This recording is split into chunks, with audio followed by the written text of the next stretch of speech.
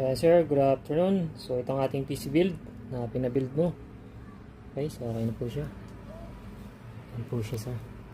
Sabay na po yung ilaw, mobile synchronize. So ito na lang yung hindi kasabay na ating video card. Pero kailangan mo lang ng program. So may display na rin tayo. Ayan. So ito ang iyong PC build. Medyo mababa lang yung PSU mo, sir.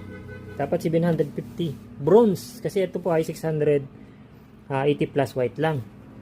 Dapat po naka-bronze yan. Gawa ng yung video card mo. Ang taas to para itong 3070. Ay naka Ryzen 7 ka pa. So yan.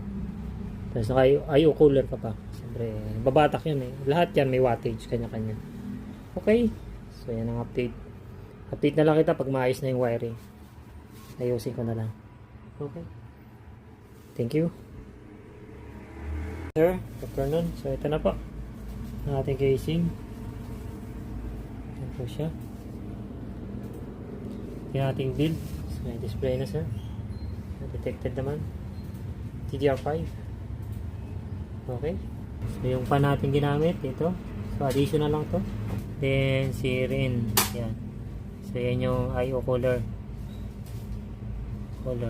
Tapos motherboard natin and lightning, wifi. Yan po siya. Tapos GPU natin, so yan, OCD yun. Yan po siya. It's perfectly working na po. Ang units, may display na. So yan ang ating PC build. Okay. Yan po guys ang ating update.